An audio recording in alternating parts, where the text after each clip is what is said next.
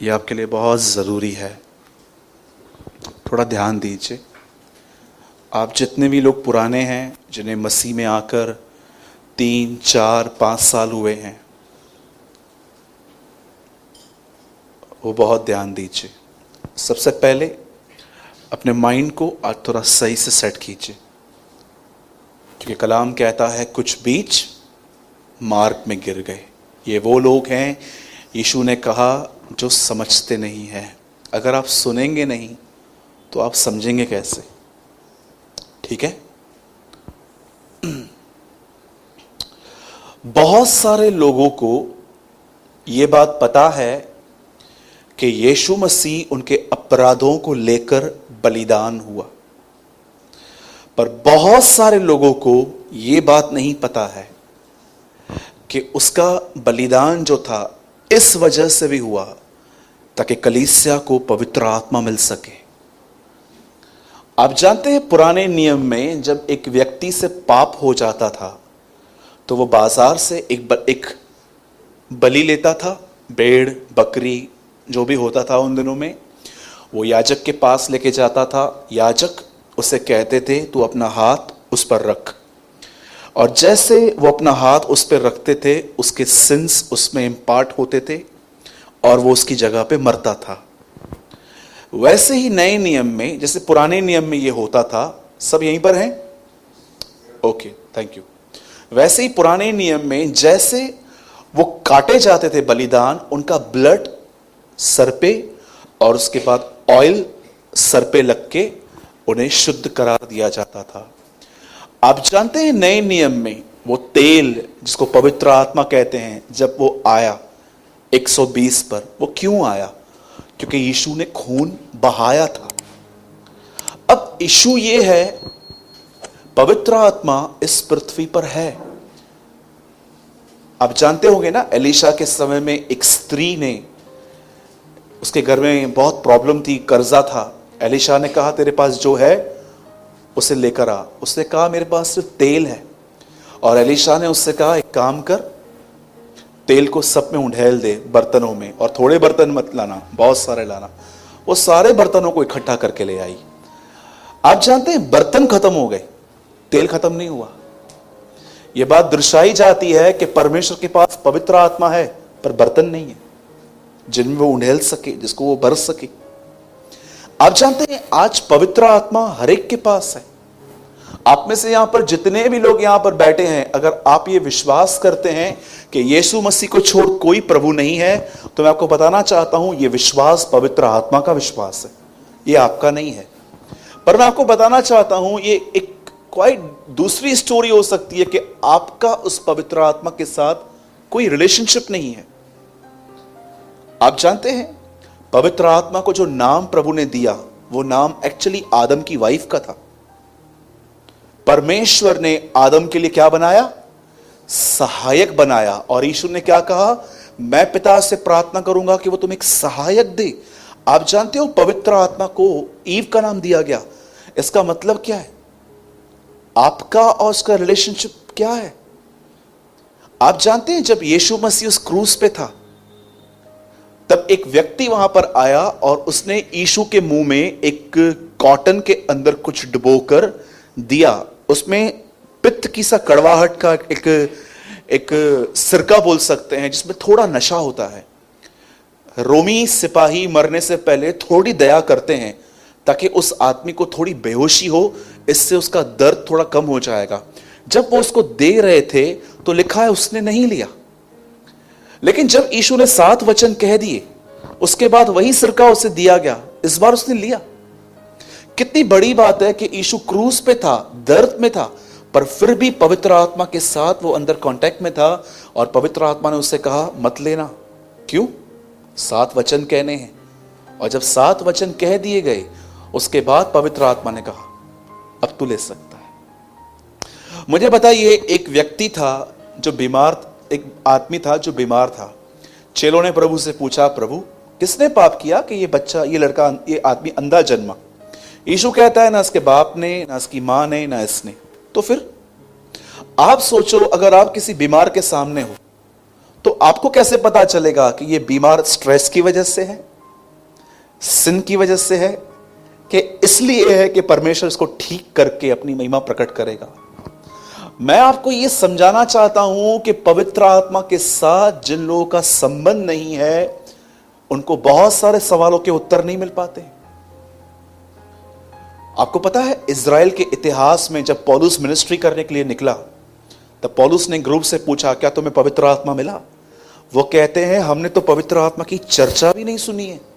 बहुत सारे लोगों को तो पवित्र आत्मा के बारे में कुछ पता ही नहीं है, जबकि बाइबल की बिगिनिंग इस तरह होती है कि प्रभु का आत्मा वहां मंडरा रहा था, और बाइबल का एंड होता है, आत्मा और दुल्हन कहे आ।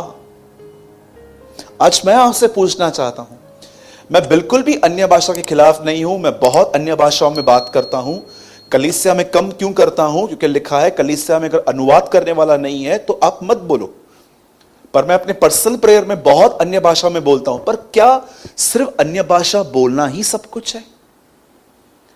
क्या पवित्र आत्मा आपको दिन प्रतिदिन आपके कमजोरियों पर काम कर रहा है?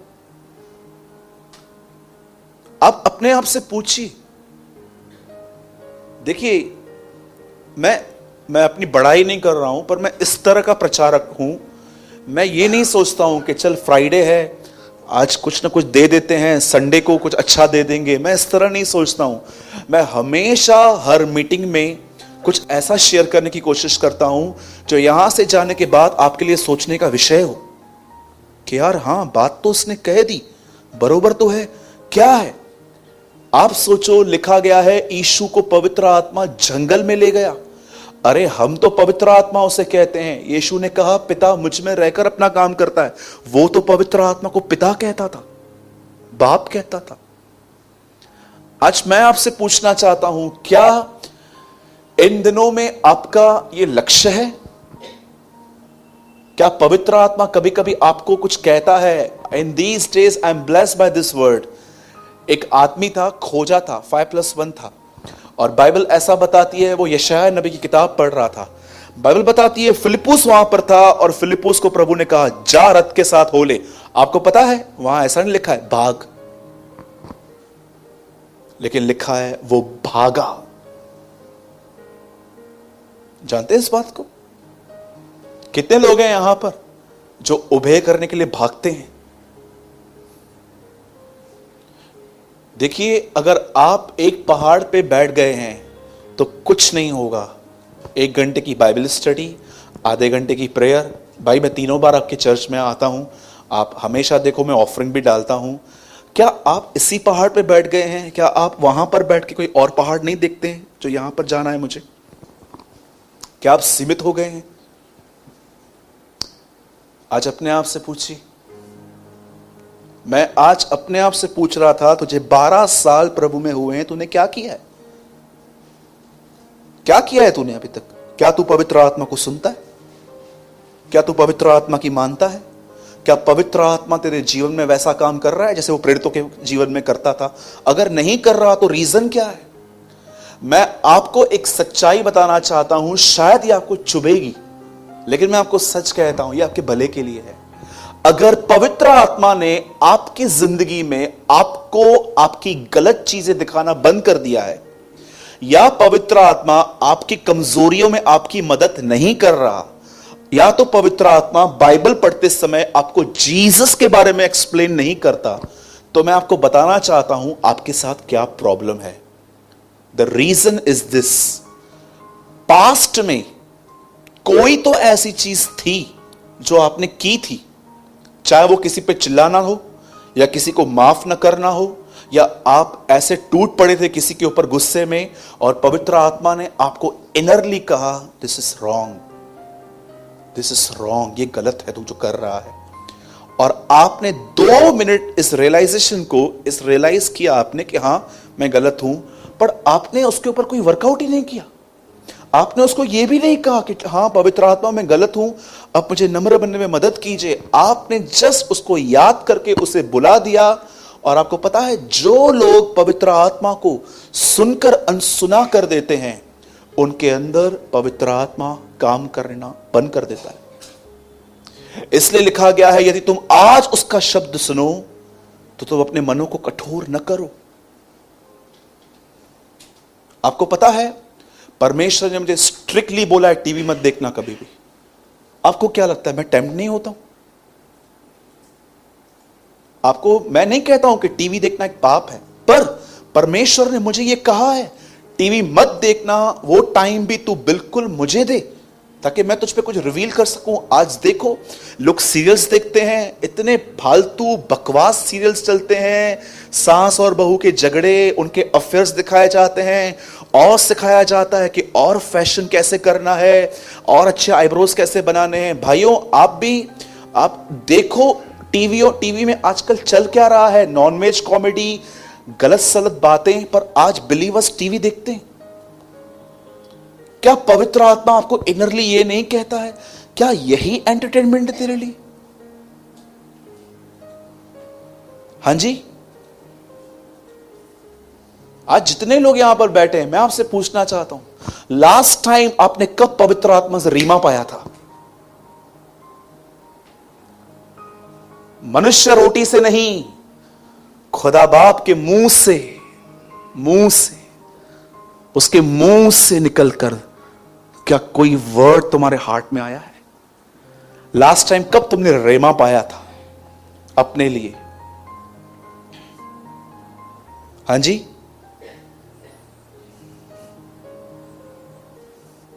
मैंने एक दिन एक गाड़ी पार्क की और मैंने ऐसा महसूस किया कि मैंने ये सही से पार्क नहीं की है। मैं कहां पर कुछ खाने के लिए गया था और जब मैं अंदर खाना खाने बैठा, आप बिलीव कीजिए मुझे पवित्र आत्मा कह रहा था खाना बंद कर।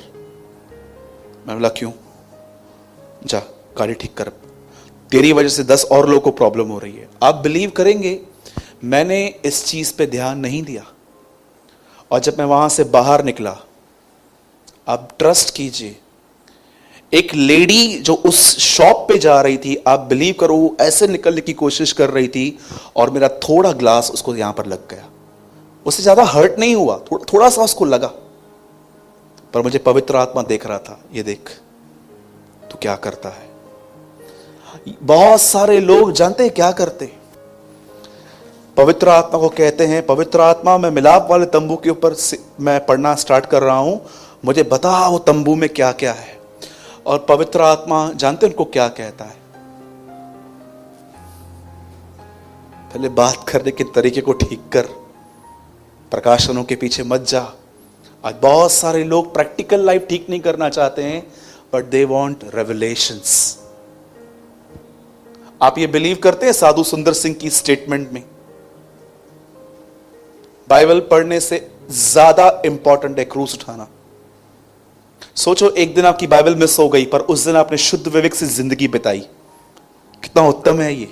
मैं नहीं कहता हूं बाइबल मत पढ़ो, पर मैं ये कह रहा हूं उल्टा, मैं तो बहुत बोलता हूं बाइबल पढ़ो, पर मैं आपको बताना चाहता हूं अगर आपने पूरी बाइबल पढ़ ली पर आपका विवेक अशुद्ध है तो क्या फायदा? अब कितने लोग हैं यहां पर जो पवित्र आत्मा के साथ एक रिलेशनशिप में आना चाहते हैं? हाथ उठाइए। मैं आपको एक अच्छी चाबी देता हूं, इसे ले लीजिए, इसे कीजिए। सुनिए, कौन सा वो व्यक्ति है जिसके साथ आप सब कुछ शेयर करते हो? सब कुछ, एवरीथिंग, फोन पे सामने बैठ के। ये सेम रिलेशनशिप पवित्र आत्मा के साथ बनाइए। Share each and everything with him. उसको कहिए पवित्र आत्मा आज मैं फिर से मुंह से फिसल गया, मैंने फिर से वो बातें की जो मुझे नहीं करनी चाहिए थी। पवित्र आत्मा मैं 1 घंटे से यहां पर बैठ के इस व्यक्ति के लिए नेगेटिव सोच रहा था। पवित्र आत्मा मैं बहुत चिंता करता हूं। हर चीज उसके सामने उंडेल दीजिए, हर चीज। कोई भी रिलेशनशिप जिसमें कम्युनिकेशन नहीं है वो स्ट्रांग नहीं बन सकता। कुछ हमारे रिलेशनशिप ऐसे ऐसे होते हैं, हम 3-4 घंटों में एक दूसरे को कॉल करते हैं, कुछ लोग वीडियो कॉल करते हैं। क्यों? क्योंकि एक रिलेशनशिप है, आप टच में रहते हो। कितने लोग हैं यहां पर पवित्र आत्मा के साथ आपकी कम्युनिकेशन नहीं है और आप बोलते हो मेरा संबंध है? यह कैसा है? जबकि हमारी सभाएं इस कलाम पे खत्म होती हैं, पिता का प्रेम, हमारे प्रभु यीशु का अनुग्रह और पवित्र आत्मा की सहभागिता हमारे साथ होती रहे और बढ़ती रहे। बस ये आपके लिए खाली शब्द हैं? आप जानते हो आप क्या कह रहे हो? आप ये कह रहे हो भले ही मैं चर्च से जा रहा हूं पर प्रभु के साथ मेरी सहभागिता कंटिन्यू है।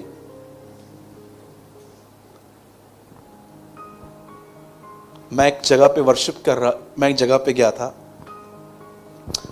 कुछ भाई लोग बहुत अच्छी आराधना कर रहे थे, गीत गा रहे थे एक्चुअली। तो मीटिंग जब पूरी हुई तो थोड़ी वाह वाह बटोरने के लिए वो आए और मुझसे आके पूछा, भाई आपको हमारी आराधना कैसे लगी? मैंने कहा क्या?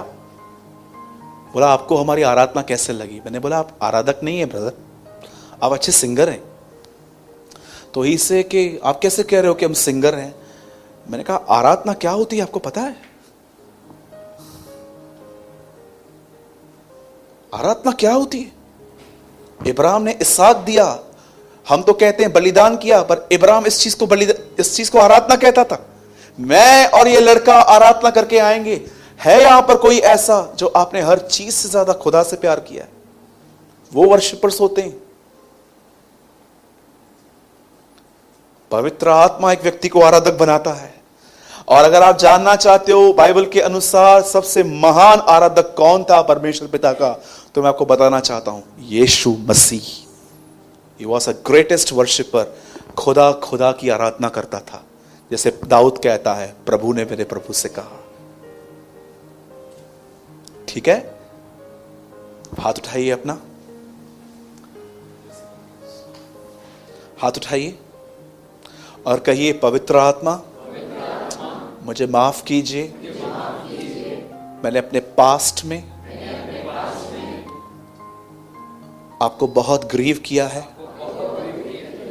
आपको बहुत दुख दिया है, शोकित किया है। आप मुझे माफ करें। पवित्र आत्मा, आइए दोनों हाथों को फैला के कहिए, पवित्र आत्मा एक बार फिर से मेरे अंदर काम कीजिए। Start your work. मुझे यीशु की तरह बनाइए। मेरी गलतियां मुझे दिखाइए। निराशा के समय मुझे उत्साहित कीजिए और मुझे वचनों में यीशु दिखाइए। यीशु मसीह के नाम में आमीन।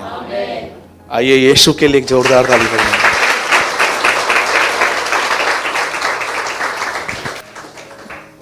एक प्रभु का दास होने के नाते मैं आपको बताना चाहता हूं, आप ये बिलीव कीजिए कि पवित्र आत्मा आज एक बार फिर से आपके साथ संबंध बनाने के लिए रेडी है। बट प्लीज अब ये आपके ऊपर है कि आप उसको रिस्पॉन्ड करेंगे कि नहीं करेंगे। एक चीज और कहूं, अगर आप बुरा ना माने तो प्लीज टाइम पास करना बंद कर दो। बहुत हो गया, आपने अपना समय बहुत बर्बाद कर दिया, अब बंद करो। मैं कलीसिया में आता हूं, अबे इस चीज को छोड़ दो, अब थोड़ा आगे बढ़ो, अब थोड़ा सोचो अपने बारे में, आप कहां पर हो। एक प्रभु का दास होने के नाते देखो, मैं आपको हाथ जोड़ के कहता हूं, समय बर्बाद करना बंद करो अभी। Don't waste your time. बहुत आपको जो बोलना था आपने बोला, आपको जो सोचना था आपने सोचा, जो आपको करना था आपने किया। अब स्टॉप करो, प्लीज स्टॉप करो। बाइबल बताती है प्रभु का शुभ आगमन निकट है। लोग तो डरते हैं, प्रभु आने वाला है। पतरस कहता है वो शुभ आगमन है, प्रभु का शुभ आगमन निकट है। पतरस कहता है अगर आपके साथ कोई बुरा चलता है, अच्छा चलते रहो, प्रभु के आने पे तुम्हें प्रतिफल मिलेगा। से आमीन, 100% मिलेगा।